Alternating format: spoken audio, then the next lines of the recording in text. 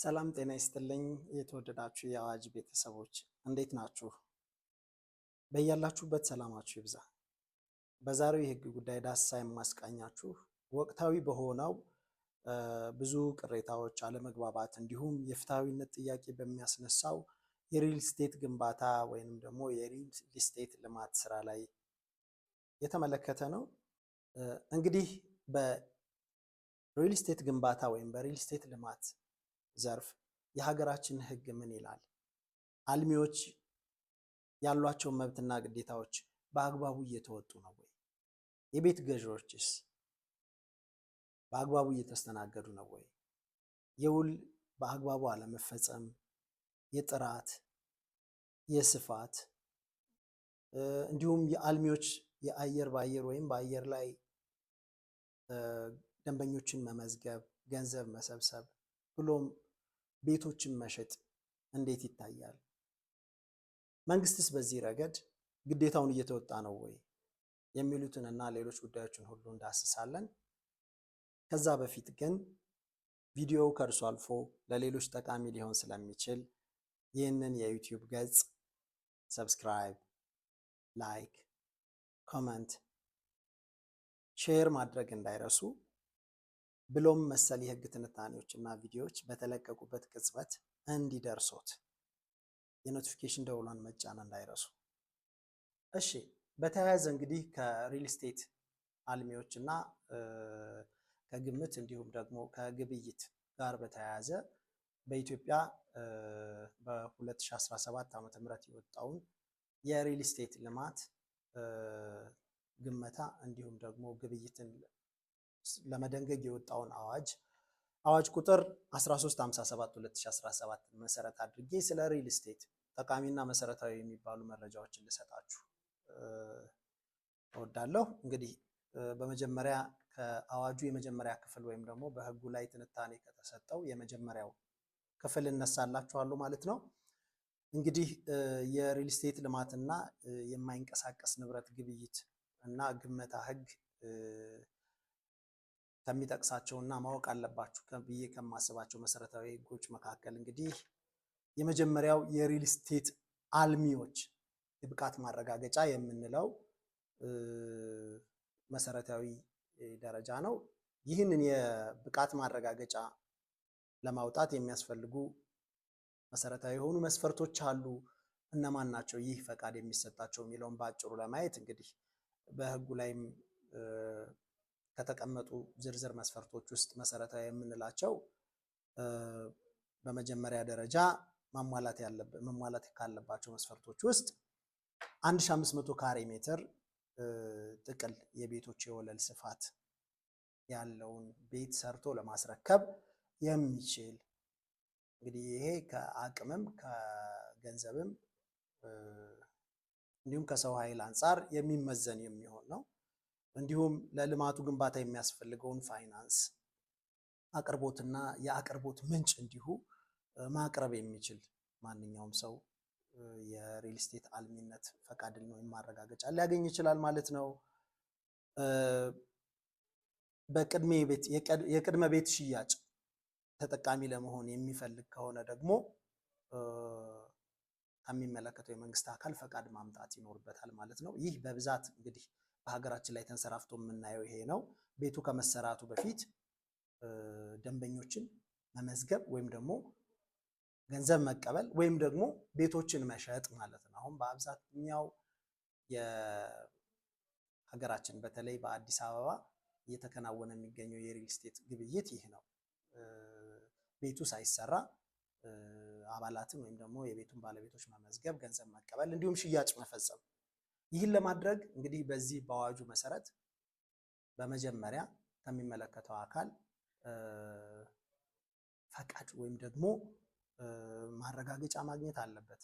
ከሪል ስቴት አልሚነት በተለየ ቀድሞ የቅድመ ቤት ሽያጭ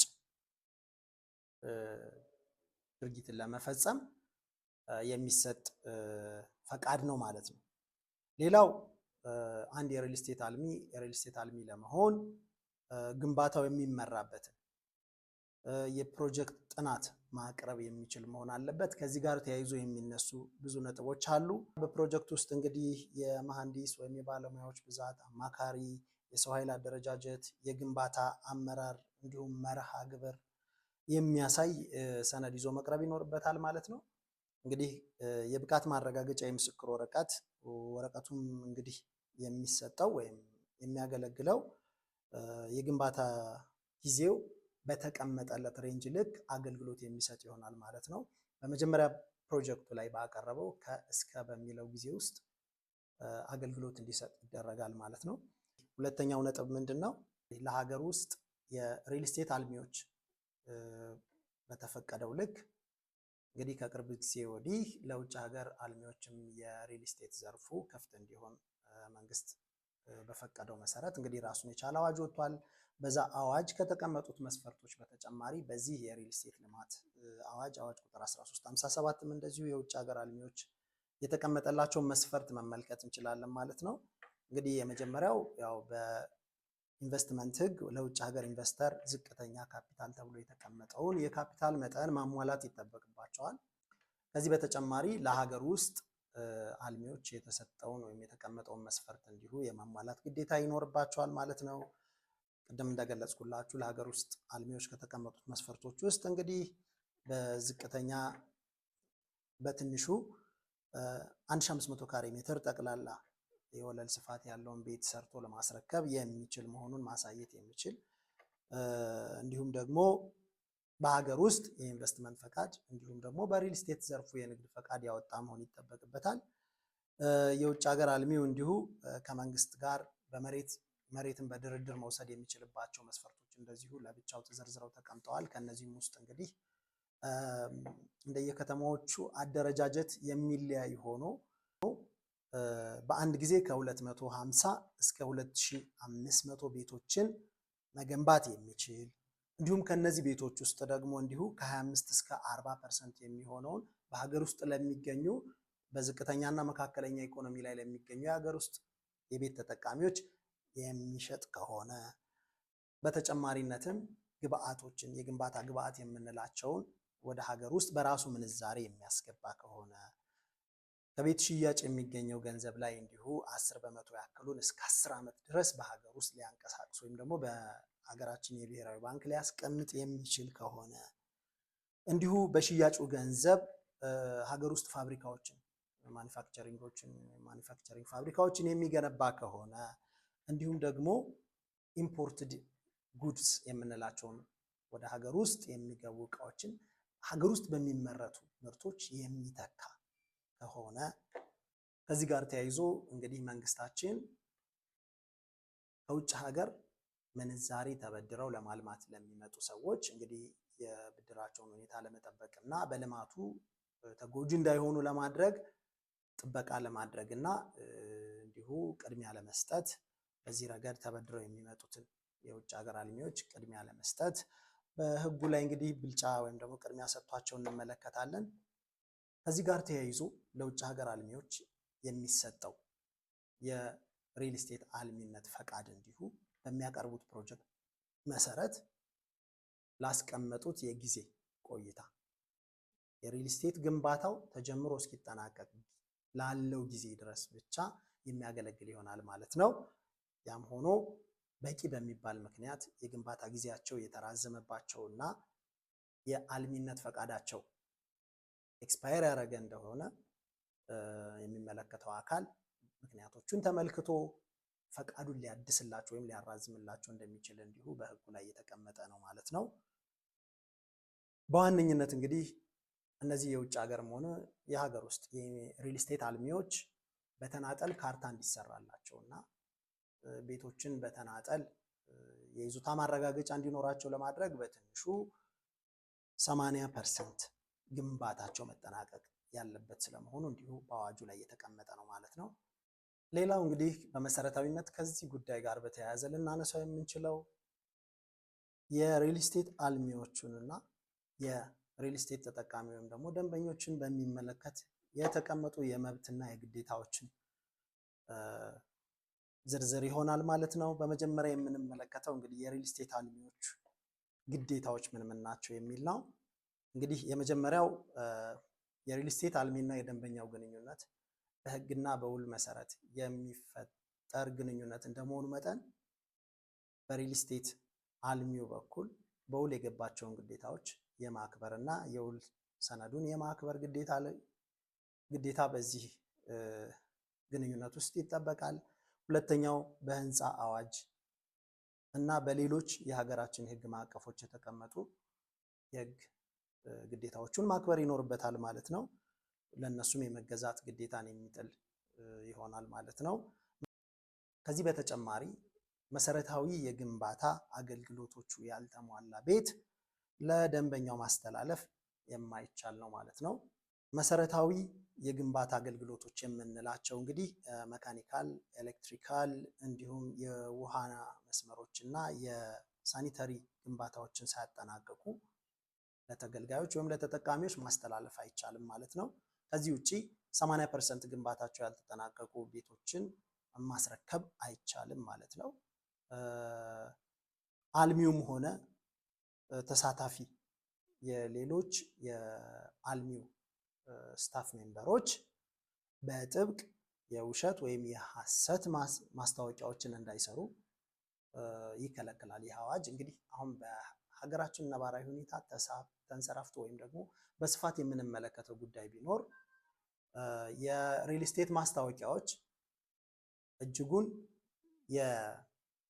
የደንበኞችን ትኩረት እና ቀልብ ለመሳብ እንዲሁም ደግሞ ባልተገባ መንገድ በተሳሳተ መረጃ ደንበኞቹ ወደ አልሚዎቹ ሄደው ውል እንዲፈጽሙ የሚያደርጉ የሐሰት ማስታወቂያዎች የበዙበት እንደመሆኑ መጠን የዚህ ሕግ ድንጋጌ በግልጽ መቀመጥ ተገቢነት ያለው ነው ብዬ አስባለሁ። ስለዚህ ማንኛውም አልሚም ሆነ በአልሚው ስር ተቀጥሮ የሚሰራ ወይም ደግሞ ስታፍ ሜምበር የሆነ ሰው በሪል ስቴቱ ወይም ደግሞ በሪል ስቴት ስራው ዙሪያ የሐሰት ማስታወቂያ መስራት ፈጽሞ የተከለከለ መሆኑን በዚህ አዋጅ ላይ እንግዲህ እንመለከታለን። ሌላው የመሬት ማረጋገጫ እና የግንባታ ፈቃድ ከመረከብ በፊት ሌላው አልሚዎች ሊወስዱት የሚገባ ጥንቃቄና ሊያከብሩት የሚገባው ግዴታ የመሬት ይዞታና ማረጋገጫ ወይም ደግሞ የግንባታ ፈቃድ ከመረከባቸው በፊት ደንበኛ መመዝገብም ሆነ ከአባላት ወይም ደግሞ ከደንበኞች ክፍያ መሰብሰብ በፍጹም አይቻልም። ይህም አንዱ ባለንበት የሀገራችን ሁኔታ የምንመለከተው ነው። ምንም አይነት የተረጋገጠ ካርታ በስሙ ሳይኖረው ሪል ስቴት ለመገንባት የሚያስችል የግንባታ ፈቃድም ሆነ የይዞታ ማረጋገጫ ሳይኖረው የሪል ስቴት የቤት ሽያጭ ማስታወቂያ መልቀቅ እንዲሁም ደግሞ ከአባላት ምዝገባና ገንዘብ መሰብሰብ ጋር በተያያዘ በሰፊው የምንመለከተው ችግር ስለሆነ መንግስት በቀጣይ ይህንን አዋጅ ከማስተግበር አንጻር አቅጣጫ ያስይዘዋል ብለን የምናስበው ይሆናል ማለት ነው።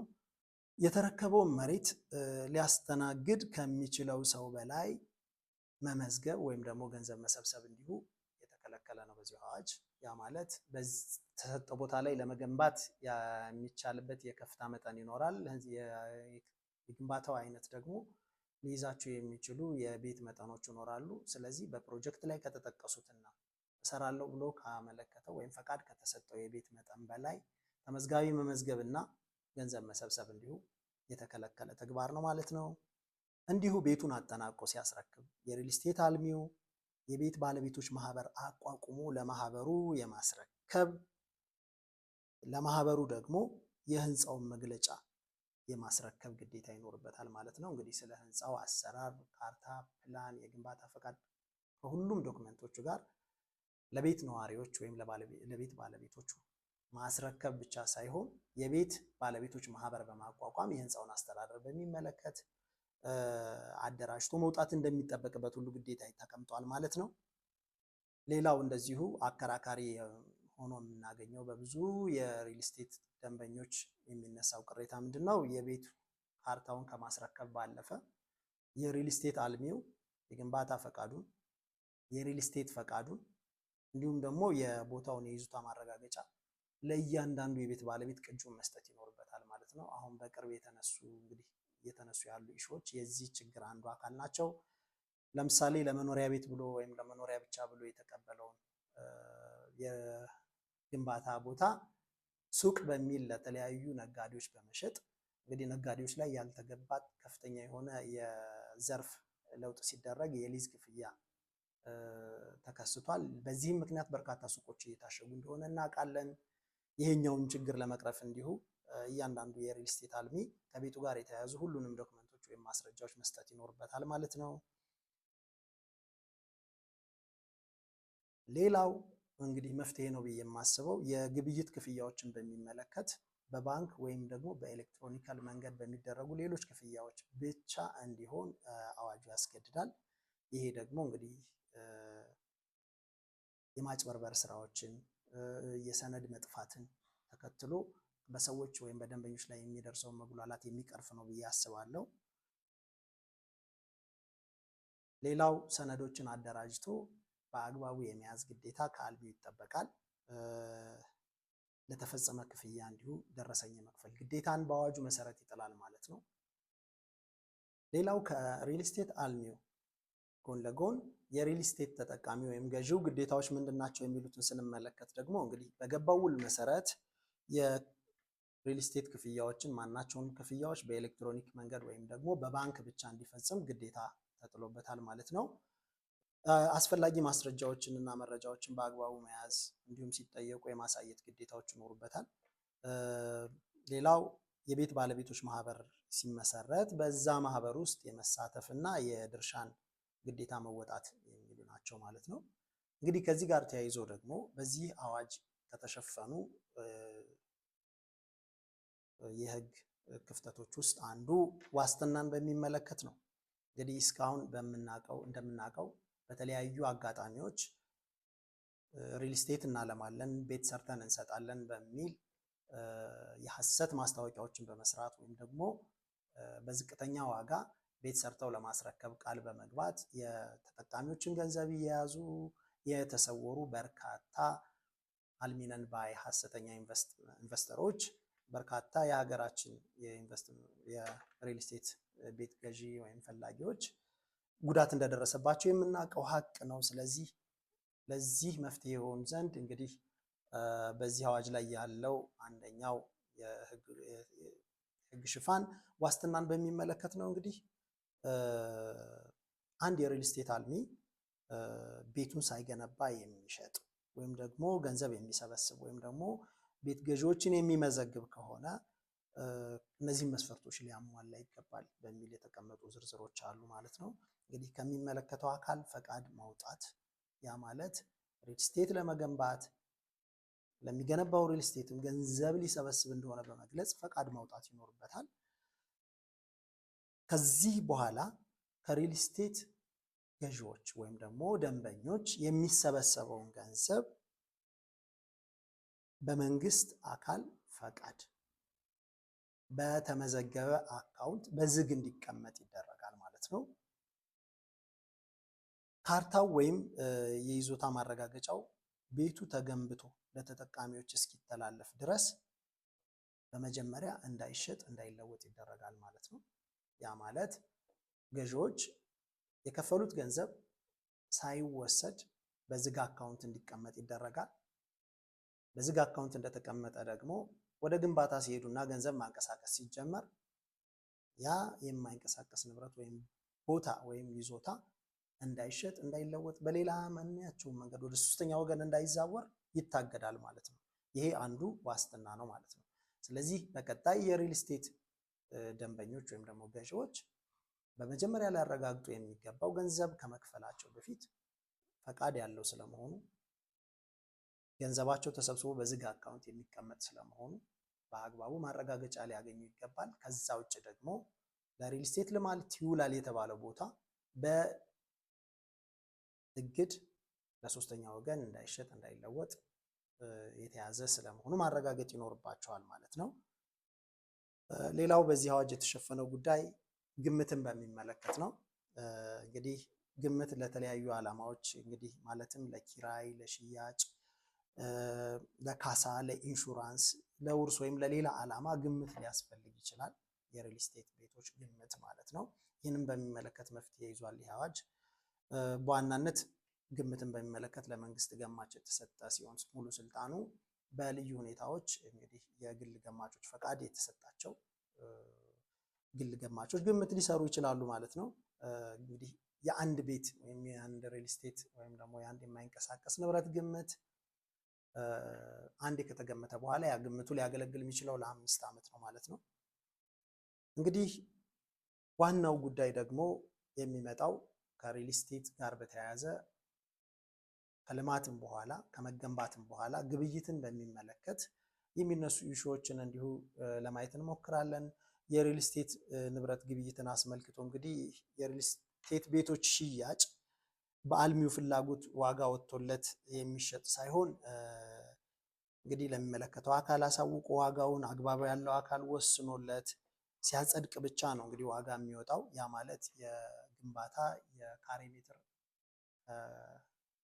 ግንባታ ከመጀመሪያው ስቴጅ ተነስቶ እስከ ፊኒሽንግ ድረስ ያለው እንግዲህ በመንግስት የሚመለከታቸው አካላት የካሬ ዋጋው ይታወቃል ማለት ነው። እስካሁን የነበረው እንግዲህ በአልሚው ፍላጎትና ዋጋ ጥሪ መሰረት ነው የሪል ስቴቶች ዋጋ የሚተመነው። በዚህ አዋጅ ግን እንግዲህ የመንግስት ጣልቃ ገብነት ወይም ደግሞ የግምታቸውን በሚመለከት እንግዲህ ማስተካከያም እስከ ማድረግ ድረስ የሚደርስ ስልጣን ለመንግስት ተቆጣጣሪው አካል በአዋጁ ተሰጥቷል ማለት ነው።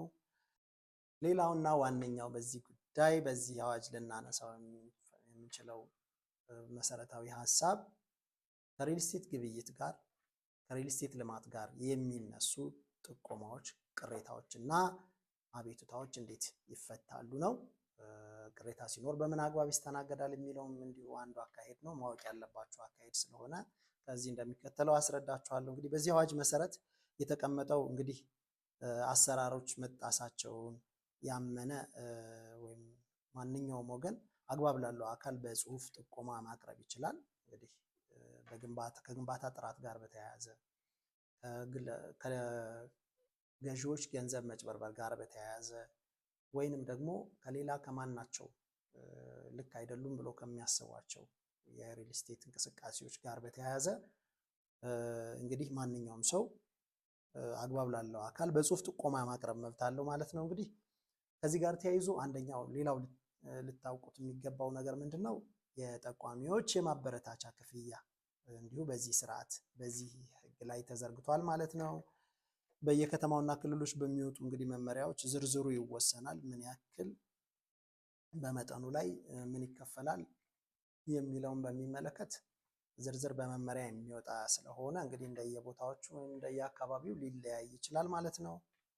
እንግዲህ በሪል ስቴት ግብይት በግመታ ላይ ወይንም ደግሞ በሌላ ማንኛውም እንቅስቃሴ ላይ ቅሬታ ያለበት ወገን ቅሬታውን ማቅረብ ይችላል። እንግዲህ ቅሬታውም የሚቀርበው በሪል ስቴት ልማት እንግዲህ በማይንቀሳቀስ ንብረት ግብይት በግመታ እንዲሁም በሚሰጡ ውሳኔዎች በሪል ስቴት አልሚውም ይሆናል ወይም በመንግስት አካል በሚሰጡ ውሳኔዎችም ላይ እንዲሁ ቅሬታ ካለ እንግዲህ ቅሬታ ማቅረብ ይቻላል ማለት ነው። በውሉ መሰረት ሳይፈጸም ወይም ሳያስረክብ ከቀረ ስም ሳያስተላልፍ ቢቀር ለምሳሌ በውሉ መሰረት የምንላቸው ኢሹዎች ምንድን ናቸው? 100 ካሬ ሜትር ተስማምተን ወይም በውል ላይ ተቀምጦ ቤቱን ስትረከቡት 80 ካሬ ሊሆን ይችላል። ይህም እንግዲህ አንዱ የነን ፐርፎርማንስ ምሳሌ ሊሆን ይችላል። እስከ እዚህ ወር ድረስ በሚል ደግሞ ለማስረከብ የጊዜ ገደብ አስቀምጦ ያንን የጊዜ ገደብ አልፎ ሳያስረክብ ሊቀር ይችላል። ያ ማለት የውሉ መፈጸሚያ ጊዜ ማለፍን በሚመለከት እንዲሁ ቅሬታ ሊፈጥር ይችላል። እንግዲህ በበርካታ የሪል ስቴት አልሚዎች የምናየው ችግርም አንዱ ይሄ ነው። ከ2 ዓመታት በላይ የማስረከቢያ ጊዜ የዘገዩ ሪል ስቴቶች እንዳሉ በርካታ ደንበኞች ይነግሩኛል። እነዚህ ችግሮችም እንዲሁ ቅሬታ ለማቅረብ በቂ ምክንያቶች ናቸው ማለት ነው። እንዲሁም የግንባታ ጥራትን ወይም ደግሞ ኳሊቲን በሚመለከት ቅሬታ ማቅረብ ይቻላል። ላይክ የግንባታው መሰነጣጠቅ ሊሆን ይችላል። ርካሽ የሆኑ ወይም ደግሞ አውትዴትድ የሆኑ ማቴሪያሎችን መጠቀም ሊሆን ይችላል። ከነዚህ ጋር በተያያዘም እንደዚሁ ቅሬታ ሊቀርብ ይችላል ማለት ነው። እንግዲህ ቅሬታ ማቅረብ መብት ነው ከማለት ባለፈ የቅሬታው አቀራረብ እንዴት ነው የሚለውን እንመለከታለን። ቅሬታው እንግዲህ የሚቀርበው የመጀመሪያ ደረጃ ቅሬታ ከሆነ በ30 ቀን ውስጥ እንግዲህ ተፈጠረ ያሉት ችግር አየሁ ያሉት ችግር በተፈጠረ በ30 ቀን ውስጥ ስራውን ላከናወነው ወይም ላልሚው በጽሁፍ ቅሬታው ይቀርባል ማለት ነው። እንግዲህ ቅሬታው የደረሰው አካልም እንዲሁ በ30 ቀናት ውስጥ ምላሽ መስጠት ይኖርበታል ማለት ነው። ከአልሚው በተረከበው ቤት ግንባታ ጥራት ላይ ከሆነ ቅሬታው እንግዲህ የሚሆነው 30 ቀን አይደለም። ቅሬታውን ለማቅረብ ለምሳሌ ቤቱን የተረከበ ሰው በተረከበው ቤት ጥራት ላይ ከሆነ ቅሬታ የሚያቀርበው ቤቱን በተረከበ በ1 ዓመት ጊዜ ውስጥ እንዲሁ ለሚመለከተው አካል ቅሬታውን ማቅረብ ይችላል ማለት ነው። ቅሬታን ከማቅረብ እና መልስ ከመቀበል ባለፈ እንግዲህ የኮምፕሌን ሜካኒዝም ወይም ደግሞ እንግዲህ አቤቱታ የምናቀርብበት ስርዓትም እንዲሁ በዚህ አዋጅ ተዘርግቷል ማለት ነው። እንግዲህ ከላይ በቀረበው ቅሬታ ምላሽ ላይ ወይም በምላሹ ላይ ቅሬታ ካለን ወይንም ደግሞ ምላሽ በሰዓቱ ካልተሰጠው ወይም ጭራሹኑ ካልተሰጠው በምላሹ ወይም ያረካው ወገን በአካባቢው በሚገኝ እንግዲህ በክፍለ ከተማዎች ሊሆን ይችላል፣ በክልሎች ሲሆን ደግሞ በየከተሞች በሚቋቋሙ የሪል ስቴት ልማት ወይም የንብረት ግብይት እና ግመታ አቤቱታ ሰሚ ኮሚቴ የሚባሉ እንግዲህ እንደሚዋቀሩ በዚህ ህግ ላይ ይጠበቃል። ለእነዚህ አካላት በጽሁፍ አቤቱታ ይቀርባል ማለት ነው።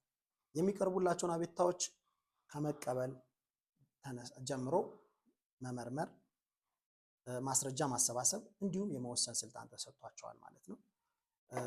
ለዚህ ኮሚቴ የሚቀርበው አቤቱታም እንግዲህ ግምትን በሚመለከት ሲሆን በ40 ቀን ውስጥ የመጀመሪያውን ቅሬታ ምላሽ ወይም ደግሞ ያልረኩበትን የቅሬታ ምላሽ ካገኙ በ40 ቀን ውስጥ የሚቀርብ ይሆናል። እንዲሁም የቅሬታ መልስ ላይ የሚቀርብ ከሆነ ደግሞ በ30 ቀን ውስጥ፣ ግምትን የሚመለከት ከሆነ በ40 ቀን እንዲሁም ደግሞ ቅሬታ ቀርቦ በቀረበው ቅሬታ ላይ የተሰጠው መልስ አጥጋቢ ሳይሆን ሲቀር በ30 ቀናት ውስጥ ለዚህ ኮሚቴ አቤቱታ ማቅረብ ይቻላል ማለት ነው። እንግዲህ በአልሚና በደንበኛ መካከል ባሉ ግንኙነቶች የሚፈጠሩ አለመግባባቶች ወይም ደግሞ ቅሬታ በምላሹ ላይ አጥጋቢ መልስ ያለማግኘት ኢሹዎችን አስመልክቶ በ30 ቀናት ውስጥ ለዚህ ኮሚቴ የሚቀርብ ይሆናል ማለት ነው። እንግዲህ በቅሬታ መጥተን አቤቱታ አቅርበንም እንዲሁ በሚሰጠው ውሳኔ የማንረካ ከሆነ ወይም ደግሞ ቅር የምንሰኝ ከሆነ የይግባኝ ስነ ስርዓት ይኖረዋል ማለት ነው። እንግዲህ ይግባኝ ለማለት ደግሞ እንግዲህ በኮሚቴው ውሳኔ ቅር የተሰኘ ሰው በፍሬ ነገር ወይም የህግ ስህተትን መሰረት አድርጎ ሊሆን ይችላል ስልጣን ወዳለው መደበኛ ፍርድ ቤት ውሳኔው በደረሰው በ30 ቀናት ውስጥ ይግባኙን ማቅረብ ይችላል ማለት ነው። እንግዲህ የፍርድ ቤቱ ስልጣን እንዴት ይወሰናል? ሰፋ ያለ የህግ ትንታኔ የሚፈልግ ነው። እንግዲህ በክርክሩ የገንዘብ መጠን፣ በተከራካሪዎቹ ዜግነት ወይም ደግሞ የመኖሪያ አድራሻ እንዲሁም ደግሞ በአልሚው ዜግነት እንዲሁም ደግሞ እንደየጉዳዩ ሁኔታ የስልጣን ያለው የመደበኛ ፍርድ ቤት የሚለያይ ይሆናል ማለት ነው። ስለዚህ በ30 ቀናት ውስጥ ይግባኙን ወደ መደበኛ ፍርድ ቤት ማምጣት ይቻላል ማለት ነው። ሌላው ማንኛውም አልሚ እንግዲህ ከዚህ አዋጅ ጋር በተያያዘ ይህ አዋጅ ከመውጣቱ በፊት ግንባታ የጀመሩ አልሚዎች ቢኖሩ እንዴት ይሆናሉ የሚለው ጉዳይ ነው። እንግዲህ ግንባታው ከዚህ አዋጅ መውጣት በፊት የተጀመረ ሆኖ ነገር ግን ይህ አዋጅ ተግባራዊ በሆነበት እና በጸናበት ጊዜ ላይ ግንባታው የቀጠለ ከሆነ እስከ 1 ዓመት ወይም ደግሞ ይህ አዋጅ ከወጣ ጊዜ ጀምሮ ከ1 ዓመት በላይ ግንባታው የሚቀጥልና የሚቆይ ከሆነ በዚህ አዋጅ መሰረት ምዝገባና አዲስ ፈቃድ ማውጣት ይኖርባቸዋል ማለት ነው። እንግዲህ በማንኛውም መንገድ በግንባታ ላይ ያሉ ማናቸውም የሪል ስቴት አልሚዎች ይህ ህግ ከወጣበት ጊዜ ጀምሮ ከ3 ወር በላይ ከዚህ በፊት የያዙትን ፈቃድ መጠቀም አይችሉም። ስለዚህ ምን መሆን አለበት? በተቻለ መጠን በ6 ወር ጊዜ ውስጥ በዚህ አዋጅ መሰረት የተቀመጡ መስፈርቶችን ማሟላትና ፈቃዶችን ማውጣት ይኖርባቸዋል ማለት ነው። ስለዚህ ይህ አዋጅ ከዚህ በፊት ለተጀመሩ ከዚህ በኋላ በአዲስ ሁኔታ ለሚጀመሩ የሪል ስቴት ልማቶችን ተግባራዊ ይሆናል ማለት ነው። ከብዙ በጥቂቱ እንግዲህ የኢትዮጵያ የሪል ስቴት ህግ ወይም ደግሞ አዋጅ ምን ይላል የሚለውም በተለይም ደግሞ ከአዋጅ ቁጥር 1357/2017 አንጻር ያለውን የህግ ሁኔታ አስቃኝቻችኋለሁ ማለት ነው። ከቪዲዮው አስተማሪ መልእክት እንዳገኛችሁ ተስፋ አደርጋለሁ። ይህ ቪዲዮ ለሌሎች ጠቃሚ መስሎ ከታያችሁ ሼር ማድረግ እንዳትረሱ። አመሰግናለሁ።